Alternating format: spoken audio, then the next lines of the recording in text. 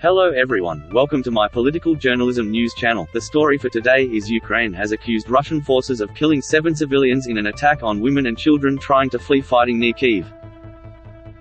The Ukrainian intelligence service said the 7 people, including 1 child, were killed as they fled the village of Peremyha, and the occupiers forced the remnants of the column to turn back. The report could not be immediately verified. Russia offered no immediate comment, but Moscow has denied targeting civilians since invading Ukraine on February 24. The Ukrainian intelligence service initially said the civilian convoy left the village in a green corridor that had previously been agreed with Russia. But in a statement released late on Saturday, the service said this was not the case and the convoy had left the village independently. This is very dangerous, because the occupying forces are ruthlessly destroying the civilian population, it said, urging civilians in danger to follow the official information on evacuation routes. Elsewhere, Ukrainian officials said heavy shelling and threats of Russian air attacks were endangering attempted evacuations of civilians from encircled towns and cities. Russian diplomat says Moscow could target Western arms supplies. Deputy Foreign Minister Sergei Rybakov said on Saturday that Moscow has warned the US it would see the deliveries of Western weapons to Ukraine as targets. Russia warned the US that pumping weapons from a number of countries it orchestrates isn't just a dangerous move, it's an action that makes those convoys legitimate targets, Mr. Rybakov said. He also denounced the sanctions as an unprecedented attempt to deal a serious blow to various sectors of the Russian economy, but said Moscow would act in a measured way to avoid hurting itself. Mr. Rybakov said Russia had no intention of expelling Western media and businesses amid the soaring tensions with the West, adding that we aren't going to escalate the situation. They will have to live on this land by themselves. The bombardment has trapped thousands of people in besieged cities and sent 5 million Ukrainians fleeing to neighboring countries. Ukrainian President Volodymyr Zelenskyy said earlier that Moscow was sending in new troops after Ukrainian forces put 31 of Russia's battalion tactical groups out of action in what he called Russia's largest army losses in decades. He gave no details and it was not possible to verify his statement. He also said about 1,300 Ukrainian troops had been killed so far and urged the West to get more involved in peace negotiations. The president suggested Russian forces would face a fight to the death if they sought to enter the capital. If they decide to carpet bomb Kyiv, and simply erase the history of this region, the history of the Kievan Rus, the history of Europe, and destroy all of us, then they will enter Kyiv, Mr. Zelenskyy told a news conference. If that's their goal, let them come in, but they will have to live on this land by themselves. Mr. Zelenskyy also said he had spoken to German Chancellor Olaf Scholz and French President Emmanuel Macron about pressuring Russia to release the mayor of the city of Melitopol, who Ukraine said was kidnapped on Friday by Russian forces. More than 2,000 residents of the southern city, which is now under Russian control, protested outside the city administration building to demand the release of Mayor Ivan Fedorov, according to Kyrylo Tymoshenko, deputy head of the president's office. Russia has not commented on the fate of Mr. Fedorov, who Ukrainian officials said was kidnapped by Russian forces on false accusations of terrorism. Mr. Scholz and Mr. Macron spoke to Russian President Vladimir Putin for 75 minutes and demanded an immediate ceasefire in Ukraine, a German spokesperson said on Saturday afternoon, local time. A Kremlin statement on the call made no mention of a ceasefire and a French presidency official said, "We did not detect a willingness on Putin's part to end the war." Mr. Zelenskyy again criticized NATO's refusal to declare a no-fly zone over Ukraine and said the country had sought ways to procure air defense assets, though he did not elaborate. US President Joe Biden announced another $274 million, $200 million United States dollars, in aid to Ukraine, with an additional $17 billion, $13 billion United States dollars, included in a bill that passed the House and should pass the Senate within days. NATO said imposing a no-fly zone could lead to a wider war with Russia. Conditions in Mariupol grim. Mr. Zelenskyy said his country could not stop fighting but was upholding a ceasefire around an agreed humanitarian corridor out of the southern port of Mariupol, which has been under an almost 2-week siege, and called on Russia to do the same. Ukrainian officials had planned to use humanitarian corridors from Mariupol as well as towns and villages in the regions of Kyiv, Sumy and some other areas on Saturday. But the governor of the Kyiv region said fighting and threats of Russian air attacks were continuing during evacuation attempts, and the Donetsk region's governor said constant shelling was complicating bringing aid into Mariupol.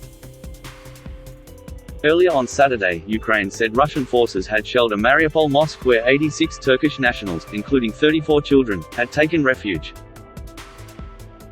The mosque of Sultan Suleiman the Magnificent and his wife Roxolana, Haram Sultan, in Mariupol was shelled by Russian invaders, the foreign ministry said in a tweet. The UN Humanitarian Office said conditions in Mariupol were grim. There are reports of looting and violent confrontations among civilians over what little basic supplies remain in the city, the Office for the Coordination of Humanitarian Affairs said. Medicines for life-threatening illnesses are quickly running out, hospitals are only partially functioning, and the food and water are in short supply. People were boiling groundwater for drinking, using wood to cook food and burying dead bodies near where they lay, a staff member for Doctors Without Borders in the city said. We saw people who died because of lack of medication, he said, adding that many people had also been wounded or killed. Neighbors just dig a hole in the ground and put the dead bodies inside. An advisor to the Ukrainian presidency said earlier that 79 evacuation buses and 2 trucks with humanitarian cargo had left for Sumy on Saturday. Buses and trucks also left Zaporizhzhia for Mariupol, a video released on social media by the deputy head of the Ukrainian presidential administration showed. At least 1,582 civilians in Mariupol have been killed as a result of Russian shelling and a 12-day blockade, the city council said in an online statement on Friday. It was not possible to verify casualty figures. Air raid sirens blared across most Ukrainian cities on Saturday morning, urging people to seek shelters, local media reported.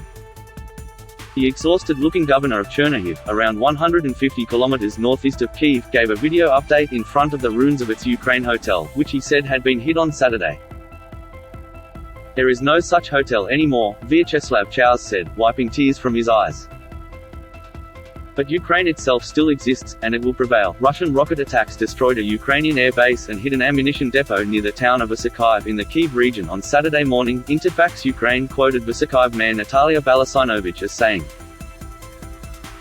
Moscow has denied targeting civilians in what it calls a special operation to demilitarize Ukraine and unseat leaders it refers to as neo-Nazis. It has not responded to Ukrainian challenges to provide evidence. Ukraine braces for new wave of attacks. Ukraine said it expected a new wave of attacks on the regions around the capital Kyiv, the country's second city Kharkiv and Donbass in the east, where Russian-backed separatists have expanded their control. Britain's defense ministry said on Friday that Russian forces could launch an offensive on Kyiv in a few days. In an update on Saturday, it said fighting northwest of the capital continued, with the bulk of Russian ground forces 25 kilometers from the center. The cities of Kharkiv, Chernihiv, Sumy and Mariupol remained encircled under heavy Russian shelling and Russian forces had captured the eastern outskirts of Mariupol, it said. Close Russian ally Belarus said it was sending 5 battalion tactical groups to its border with Ukraine but had no plans to send troops in to help Russian forces fighting there. A top Ukrainian security official on Friday warned Belarus not to send troops to Ukraine, saying Ukraine was showing restraint towards Belarus despite the country being used as a launching pad for Russian planes. Belarus Chief of General Staff Viktor Gulevich said the battalion tactical groups would replace forces already stationed near the border. I want to underline that the transfer of troops is in no way connected with any preparation, and especially not with the participation of Belarusian soldiers in the special military operation on the territory of Ukraine, Mr. Gulevich said. Russia repeatedly denied any plan to invade Ukraine before it invaded by land, air and sea. Russian occupying forces are planning to stage a pseudo-referendum in the southern Ukrainian port city of Kherson to create a breakaway region, the deputy head of the local council said on Saturday. The creation of the republic will turn our region into a hopeless hole without life or a future, Sergei Klan said in a post on social media. Russian forces captured Kherson following the start of an invasion on February 24, but pro-Ukraine protesters have taken to the streets in the city to protest the invasion force. US and EU impose new sanctions against Moscow. Efforts to isolate Russia economically have stepped up, with the United States imposing new sanctions on senior Kremlin officials and Russian oligarchs on Friday. European Commission President Ursula von der Leyen said the EU would on Saturday suspend Moscow's privileged trade and economic treatment, crack down on its use of crypto assets and ban the import of iron and steel goods from Russia, as well as the export of luxury goods in the other direction. Germany said it wanted to virtually end the import of Russian coal and oil, roughly half its current supply, by the end of the year. Moscow said on Saturday the European Union would end up paying at least 3 times more for oil, gas and electricity. "I believe the European Union would not benefit from this. We have more durable supplies and stronger nerves," Russian Foreign Ministry official Nikolai Kobryantsev told Interfax. That is all for today news. Thank you for watching to my channel. Please be sure to leave your comment and subscribe below for more news update.